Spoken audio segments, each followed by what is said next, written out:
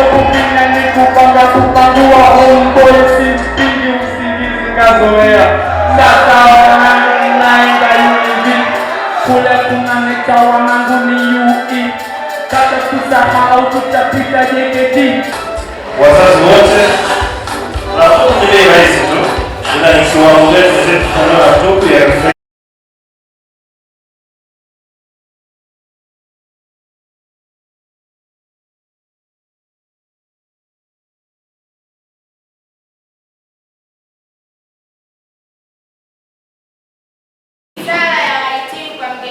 katika mahafali ya 16 ya kidato cha 6 tarehe 18 mwezi wa 4 2026. Ndugu mgeni rasmi, tuliopo mbele yako ni wanafunzi wa kidato cha 6 tunaotarajia kuhitimu na kuanza mitihani yetu tarehe 4 mwezi wa 5 2026. Ndugu mgeni rasmi, kwa niaba ya wanafunzi wenzetu tunatoa shukrani zetu za dhati kwako wewe binafsi kwa kukubali kuacha shughuli zako muhimu na kuja kujumuika nasi katika mahafali yetu. Pia uongozi wa jumuiya ya wazazi na viongozi wa Chama cha Mapinduzi CCM, viongozi wa serikali, taasisi na mashirika jirani, wageni waalikwa wote, meza kuu, wazazi na walezi wetu wazuri, kwa kukubali kujumuika nasi leo. Mungu awabariki sana. Ndugu mgeni rasmi, wanafunzi tunaohitimu kidato cha 6 mwaka huu, jumla tupo wanafunzi 33 ambapo kati yetu ni wavulana 22 na wasichana 11. Tulianza kidato cha 5 mwaka 2024 na leo tunamshukuru Mungu tunatimiza miaka 2 ya kuwepo kwetu hapa Iteni. Ndugu mgeni rasmi, tunamshukuru Mungu, shule yetu imekuwa na historia nzuri ya ufaulu katika mitihani ya taifa. Mfano, mwaka 2024 walihitimu wanafunzi 64 ambapo walipata madaraja yafuatayo: daraja la kwanza wanafunzi 29, daraja la pili wanafunzi 32, daraja la tatu wanafunzi watatu. Ndugu mgeni rasmi, ili kuendeleza historia, sisi wahitimu wa mwaka huu tumejipanga kufanya vizuri zaidi kwa kupata ufaulu wa daraja la kwanza, na kama kutokea wachache basi tuishie daraja la pili. Kwa kudhihirisha hilo, ndugu mgeni rasmi, katika mitihani yetu ya upimaji tumekuwa tukifanya vizuri sana. Kwa mfano, mtihani wa ukamilifu moko wa kanda tuliofanya hivi karibuni, shule yetu ilishika nafasi ya 24 kati ya shule 56. Ufaulu wetu ulikuwa ni daraja la kwanza wanafunzi 2, daraja la pili wanafunzi 18, daraja la tatu wanafunzi 3. Hivyo ni imani yetu mwaka huu tutafaulu vizuri. Ndugu mgeni rasmi, tunawapongeza sana walimu wetu waliotufikisha hatua hii ya kuelekea kufanya mitihani yetu ya kitaifa. Walimu hawa wazuri na wazalendo wametujengea uwezo mkubwa na hatuna hofu kabisa. Pia tunawashukuru sana wazazi wetu pamoja kwa kukubali kutulipia ada na kutoa ushirikiano mzuri kwa walimu. Bado tuko mikononi mwenu na tunahitaji maombi yenu. Tunatarajia kuanza mitihani yetu tarehe 4 Mei na kumaliza tarehe 11 Mei 2026. Ndugu mgeni rasmi, pamoja na kufanya vizuri kitaaluma, pia tumekuwa tukifanya vizuri katika michezo.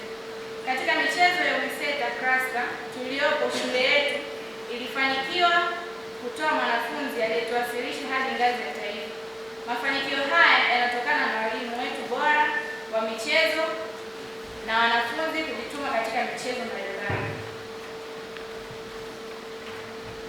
Ndugu mgeni rasmi, kwa niaba ya wanafunzi wenzetu wa kidato cha 6 mwaka 2026, tunapenda kutoa pongezi za dhati kwa baba yetu mkuu wa shule, ndugu Python Joel, kwa uongozi wake uliojaa busara na hekima, akishirikiana na makamu mkuu wa shule, ndugu Vincent Sakula, walimu wa taaluma, walimu wote na wafanyakazi wasio walimu kwa juhudi zao kila mmoja kwenye eneo lake ili kuhakikisha tunatimiza ndoto zetu. Kipekee tunapenda kumshukuru mwalimu wetu wa darasa, ndugu Gift Henry, kwa usimamizi wake ulio bora. Ndugu mgeni rasmi, pamoja na mafanikio haya lukuki, bado tuna changamoto mbalimbali zinazoikabili shule yetu kama ifuatavyo: maktaba ndogo ukilinganisha na idadi ya sisi wanafunzi. Pia miundombinu yetu upungufu wa vifaa vya michezo. Ndugu mgeni rasmi, tunapenda kutoa ushauri kwa wazazi na wanafunzi wenzetu wanaobaki kwamba pamoja na kuwalipia ada, pia wajitahidi kufuatilia maendeleo yao ya kitaaluma na nidhamu kwa kushirikiana na uongozi wa shule. Ndugu mgeni rasmi, sisi wahitimu tunawashukuru wote mlioshiriki katika hafla hii. Tunawaahidi kuwa hatutawaangusha katika mitihani yetu na hata katika maisha ya baadaye. Ndugu mgeni rasmi, tunashukuru sana wewe pamoja na wageni wote waalikwa kwa kujumuika nasi katika mahafali haya. Tunakutakia safari njema wewe pamoja na wote walioshiriki mahafali haya siku ya leo. Mungu awabariki sana. Risala hii imeandaliwa na wahitimu wa kidato cha 6 mwaka 2026 na kusoma kwenu na Agnes pamoja na Nishati ya ule mwambie.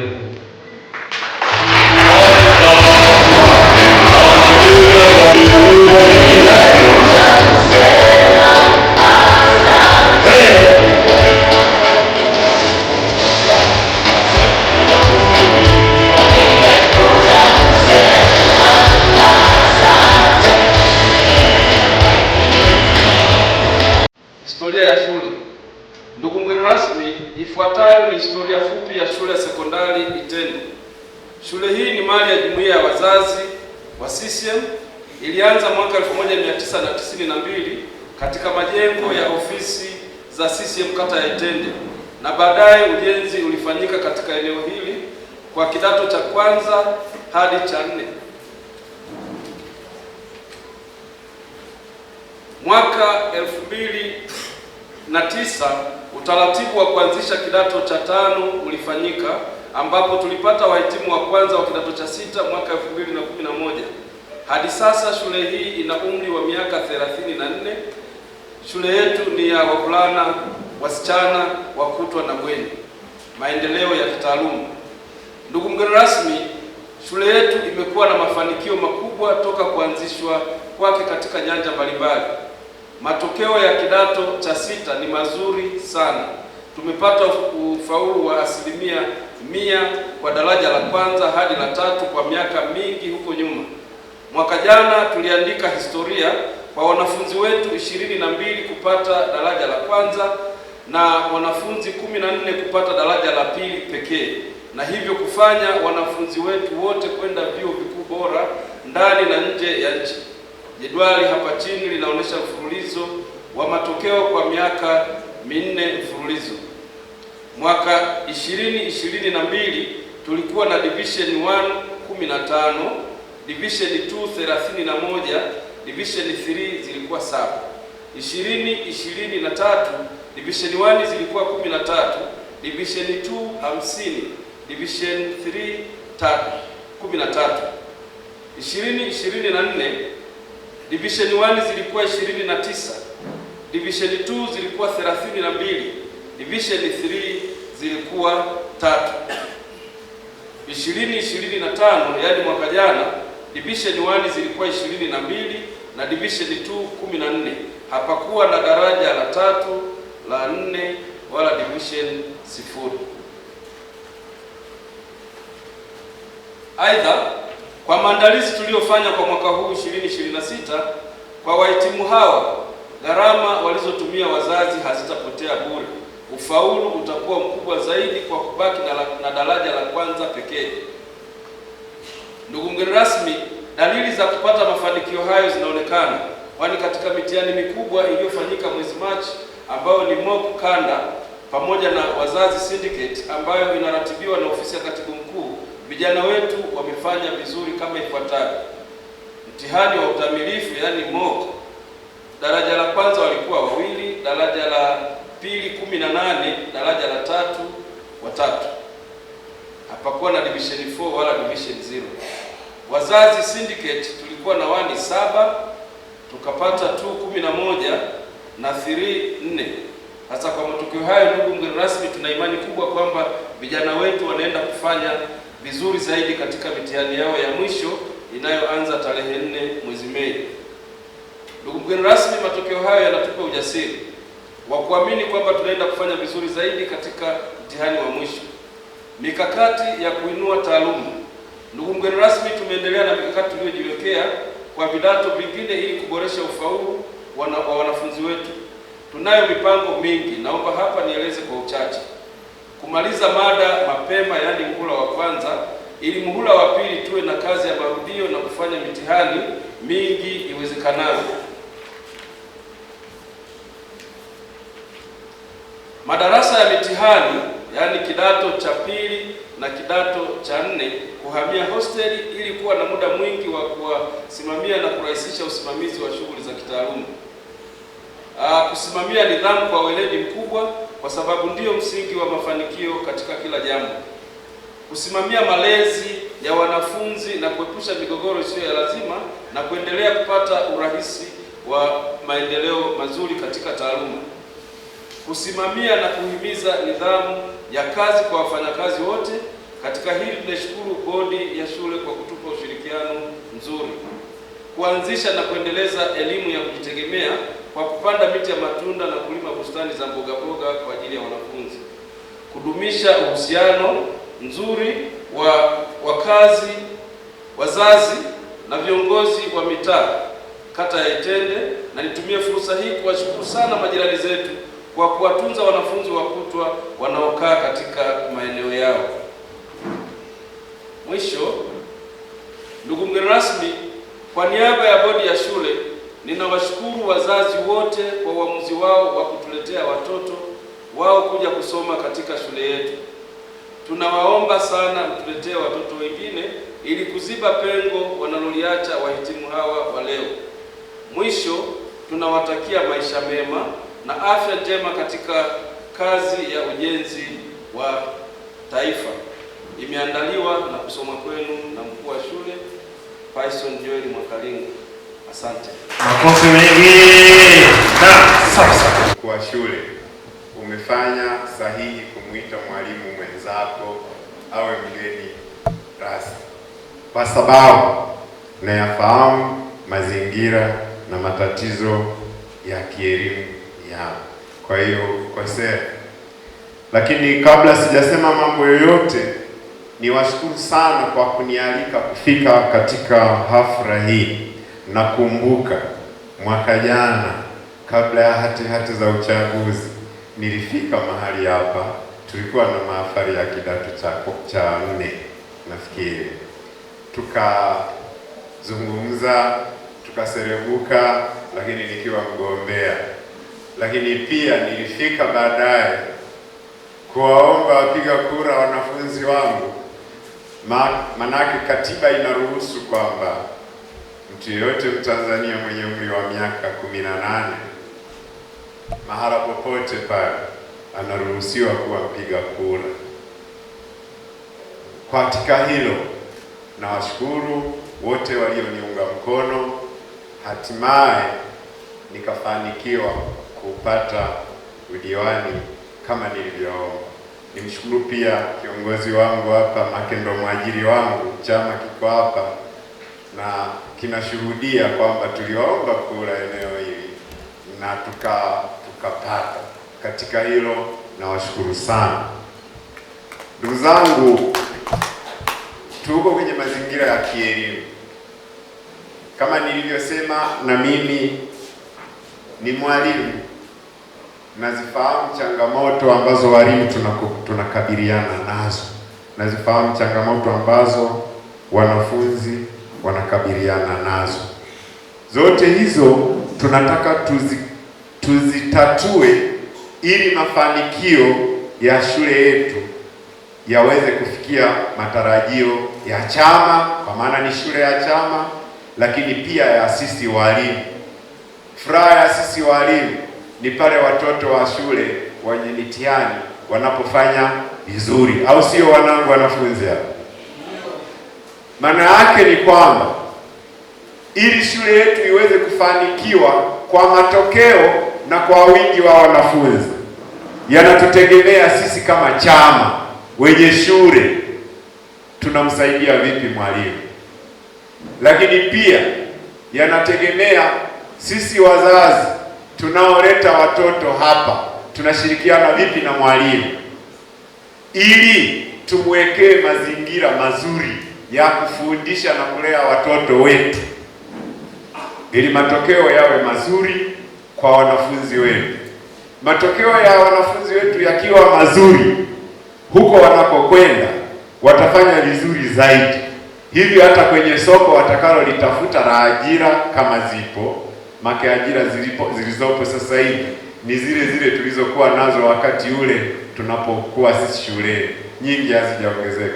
Lakini pia yatamsaidia mwanafunzi, matokeo mazuri yatamsaidia mwanafunzi wetu kwenda kujitegemea vizuri huko mitaani, ambako naamini ajira za kujitegemea za binafsi ni nyingi zaidi kuliko za ofisini. Ndugu zangu, ninawashukuru. Sisi kama shule, sisi kama wenye shule, wanafunzi wameeleza changamoto nyingi hapa zinazowakabili. Niende tupunguze muda. Wameeleza changamoto nyingi zinazowakabili wanafunzi, na nyingi ni zile zile ambazo hata mwalimu mkuu wa shule amekuja kuzieleza. Lakini kabla ya kuzijibu hizo, niwapongeze sana walimu na mkuu wa shule nikupongeze sana. Kwa hakika, kwa sisi tunaofahamu nini maana ya shule, tunajua unapitia mazingira magumu sana ya kuwalea watoto katika mazingira magumu sana ya kipato kidogo kutokana na shule, lakini pia hata majengo yalivyo hayakidhi shule nzuri kubwa yenye kidato cha 6, lakini umeweza kupambana. Taarifa yako imeonyesha jinsi mnavyoendelea kupunguza 0 na 4 mkabaki kwenye matokeo mazuri ambayo yote tunayahitaji. Ndugu wenye shule, Chama cha Mapinduzi, sitakosea kwamba kwa namna fulani tunaweza kama vile tumeiterekeza shule ingawa nitakiuzi chama, nasema ulikuwa unaniumbua mbele ya watu, lakini huo ndo usahihi. Majengo hayaridhishi, hayavutii, lakini kitendo hicho cha kutovutia majengo kinawafanya pia hata watu waliokuwa wanategemea kuleta wanafunzi hapa wasinyae kidogo, kwa sababu kadri shule inavyokuwa na majengo mazuri, mazingira mazuri, yani mahitaji yote yanapatikana, ndio unakuwa umepata uwezo wa kuleta wanafunzi shuleni. Na shule ikiwa na wanafunzi wengi, ndo raha ya mwalimu, ndo raha ya mkuu wa shule, ndo raha ya wanafunzi, na lakini zaidi ni raha ya walimu wanaofundisha shule, kwa sababu kadiri shule inavyokuwa na wanafunzi wengi ndivyo pato la shule linavyokuwa kubwa, na hivyo hata mwalimu mkuu wa shule atagawa vizuri posho za walimu wake. Kinyume na hapo, tunaiweka shule katika mazingira magumu sana. Ndugu mkuu wa shule na walimu, mimi kama diwani ni mwakilishi wa chama, ni kada wa chama, na najua wanajua kwamba leo niko hapa. Yote uliyoyasema kulingana na hii risala, kama alivyosema mwenyekiti wangu, tutayafikisha mahala panapotakiwa kwa nguvu zote. Matatizo haya mliyoyaeleza ya ukosefu wa nyumba za watumishi, ni kweli hapa hakuna hata nyumba moja ya mtumishi, labda nakosea. Wakati naanzisha shule mimi nilikuwa katibu wa vijana wa chama. Wakati tunachukua maeneo kwa wananchi, nilikuwa mimi ni mhusika kwamba tuwe na shule mahali hapa. Enzi zile shule zilikuwa chache mno za serikali, kwa hiyo hata mwingilio wa wanafunzi hapa ulikuwa ni mwingi mkubwa. Dimandi ya kuleta wanafunzi hapa ilikuwa ni kubwa mno. Sasa kadri shule za serikali zinavyozidi kuanzishwa, ni ukweli usiopingika kwamba idadi ya wanafunzi wanaokuja kwenye shule za private, shule za binafsi inapungua. Huo ni ukweli usiopingika, wote tunajua. Tunapita katika kipindi kigumu sana cha shule za private, lakini shule zetu za wazazi, mimi nitalipeleka kwa chama ambacho ndio wenye shule waweze kuitazama shule sambamba na shule zingine zilivyo, wanapogawa pato la kwenda kusaidia kujenga shule, na sisi wasitusahau Itende. Kwa hiyo hilo la majengo, la miundo mbinu, uchakavu, kukarabati madarasa, ofisi na mabweni na nyumba za walimu ni muhimu, tulitilie umuhimu wake, kwa sababu huku mwalimu anamdai mwalimu mshahara, lakini pia mwalimu huyo anatakiwa kapange huko alipo. Yaani mazingira ya mwalimu yanakuwa ni magumu. Tungepunguza hata kujenga shule hapa, ili kipato kidogo anachopata mwalimu alicholipwa na mkuu wa shule kiweze kumsaidia pengine kupunguza ukali wa maisha. Kwa hiyo hilo nikili wazi, ndugu zangu, tutalifikisha mahala panapostahili. Lakini tatizo lingine ni la ulipaji wa ada. Hili liko kwetu sisi wazazi. Kazi ya mwanafunzi akiletwa shuleni ni kusoma.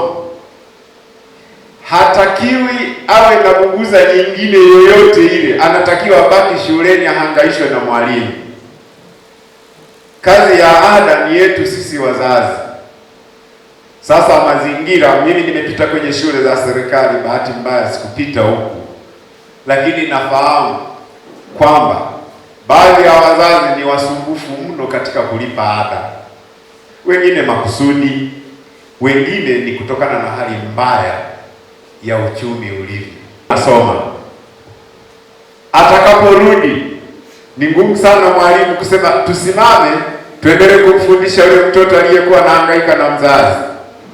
Ninaomba wazazi wangu, huenda sauti yangu si nzuri sana, lakini nasikika. Nawaomba wazazi, tutimize wajibu wetu. Tunaelekea kwenye mitihani. Inawezekana hata watoto wanaokwenda kwenye mitihani wengine hawajalipa ada. Tarehe 4, si ndio mwalimu? Kama hajalipa ada, hivi mwalimu tena mfukuze huyo mtoto, tutegemee 0 na 4 zitakuwepo? Naomba kama mpo wazazi ambao hamjakamilisha ada kwa watoto wenu wa kidato cha 6, tukamilishe ili mtoto awaze huku, badala ya kuwaza kwamba hivi kweli mwalimu hatanifukuza. Akili inaanza kugawanyika badala ya kuingia concentrate kwenye yale anayotakiwa kuyajibia mtihani. Naamini wazazi wenzangu, tutatimiza wajibu wetu. Ninalolisema hili ni sambamba pia kule kuanzia form 1 mpaka form 4 mpaka form 5. Tuwalipie ada watoto, mwalimu asiwarudishe watoto nyumbani. Vijana wangu, dunia ya leo ni tofauti na dunia tuliyokuwa nayo zamani. Enzi zetu sisi uchumi pia ulikuwa sio mzuri sana, lakini uchumi ulikuwa angalau mnamaliza leo mnakuja kwenye jamii. Huenda mna mategemeo makubwa mno. Huku kwenye jamii huku kuna mambo mengi. Utakumbana na jamii, utakwenda kukumbana na shughuli za maendeleo kwenye mitaa yenu. Utakumbana na shughuli za kiraia, yaani shughuli nyingi za kijamii ziko. Kwa hiyo jamii tunawategemea kwamba nyinyi ni wasomi, mnakuja kutuboost sisi ambao hatukusoma. Tunategemea mtaendelea kuishi kama wasomi. Hatutegemei kuishi mnarudi mnakuwa kama mazezeta mitaani, alafu elimu yenu mliogharamiwa isionekane. Tunapenda mnaporudi nyumbani mkaonyeshe utofauti wenu na watu wasiosoma. Jiepusheni sana na ulevi, jiepusheni na tabia mbaya, umaraya, uasherati. Sijui tafsiri hapo watu wakubwa wanajua nini tofauti ya uasherati na umaraya. Zipo, kama wanafunzi naamini mnajua. Ndugu zangu, vijana wangu, mnakuja huko ambako kuna mambo mengi, siasa nyingi, kudanganyana kwingi. Naamini mtoto wa form 6 ameshaelewa nini nitakachokwenda kukifanya baada ya kumaliza kidato cha 6. Tusitegemee sana ajira. Kama kuna mtu anasema natoka hapa naenda kuajiriwa, ajira zilizopo hazitoshi, na bahati mbaya tulioko kwenye ajira hatupendi kuziachilia kirahisi. Kwa hiyo ni zile mnapokuja wapya huwa tunanuna huko. Vijana wangu, naomba somo la ujasiriamali, sijui kama nyinyi mmelisoma au ndio linaanza mwakani, sielewi. Ni la muhimu sana. Jiepusheni na mambo ya hovyo yanayokwenda na ulimwengu wa sasa. Duniani sasa kuna fashion nyingi. Mmewahi kusikia kitu kinaitwa LGBTQ+? Mmewahi kusikia? Ukigugo utaona mambo gani yanayotendeka. Hayo vijana wengi hasa wasomi kama nyinyi ndio wanaona ndio fashion ya kuambatana nayo. Mtaangamia bure. Naamini walimu wamewapika vizuri. Sitegemei kuona kwenye matokeo ya mitihani wanasema watoto kadhaa wa Itende High School wameandika matusi kwenye mtihani. Sasa kwanza unamtukana nani? Fikiria una karatasi lako na karatasi la maswali na la kujibia. Hivi wewe unapoanza kumtukana pale unamtukana nani hasa? Unamtukana mwalimu wako kwamba hakufundisha vizuri, au unamtukana Rais Samia, au unamtukana nani? Sitegemei kuona taarifa yoyote kutoka katika shule yangu ya Itende. Sitegemei kuona mtoto umegharamiwa na wazazi, halafu cha kuandika kimekwisha, basi unaanza kuchora mazombi. Unachora vizuri mazombi kwenye mtihani, tena mnachora vizuri sana. Au mwingine anaona majibu yameisha, anaanza kuandika nyimbo za Zuchu mle, sukari sijui nini.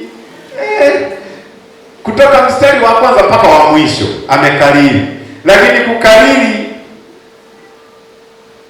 jaribio linaloenda hapa la kemikali mbalimbali ili ukatoe kitu kinachotakiwa ameshindwa. Ndio maana anaanza kwa kushusha muziki wa sukari mle.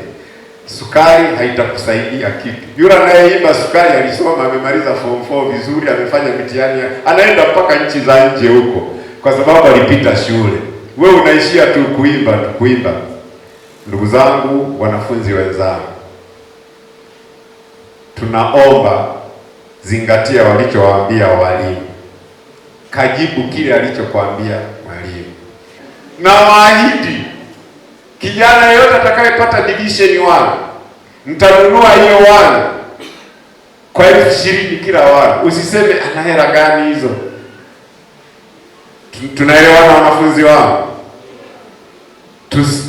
Siku zilizobaki ni nyingi, mtanunua. Mi tu sinunui, mimi malengo yangu niende kwenye 1. Kwa hiyo kadhana, kama wewe ulisema nitafanya hii na hii na hii nipate 2. Hapana, weka lengo siku zilizobaki twende kwenye 1, division 1.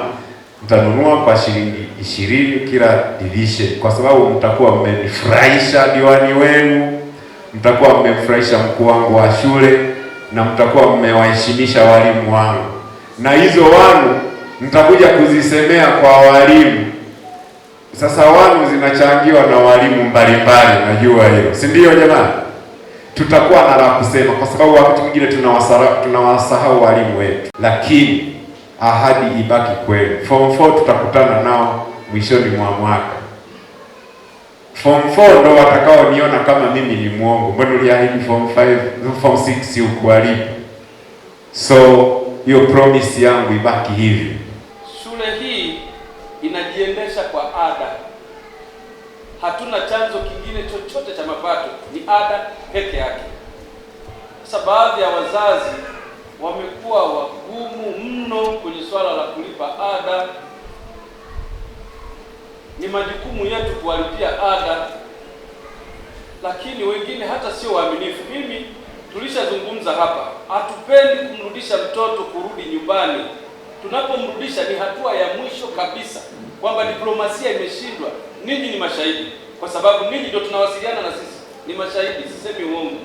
Tukimrudisha mtoto, ni baadhi ya wazazi ambao anakuambia, yaani mkuu, hivi sasa hivi ninavyoniona naenda benki, hayuko mahali popote. Siku inapita, siku zinapita, na watoto hawa wanahitaji wale chakula, wanahitaji umeme wake, wasome, wanahitaji maji. Kwa hiyo ikifika mahali nimekwama kabisa, ndio huwa nawarudisha watoto, lakini sio kitu kizuri, kwa sababu kinawafedhehesha sana hawa vijana. Kwa hiyo mimi niwaombe sana, ndugu wazazi, uwe mkweli.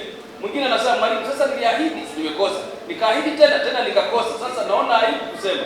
Hapana, Mungu ametupa kuzungumza. Wewe zungumza kwamba bwana, nilitegemea hiki, nimekwama, naomba nipe siku kadhaa, lakini kwa siku hizo na Mungu akusaidie sasa uwe kweli.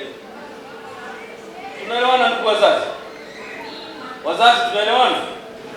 Wazazi nimewakwaza? Mmekwazika? Basi kama mjakwazika niombe sana. Wengine bado mna watoto wanaendelea kusoma hapa, niombe basi tuwe wa kweli, lakini tuhakikishe kwamba watoto wanahudhuria masomo, wasikose masomo. Baada ya kuyazungumza haya, ndugu MC, nakushukuru sana. Asante mkuu wa shule. Baada ya hapo, wageni waalikwa, amnaga neno tamu kama chakula, na sisi moja tukajiandae kula chakula.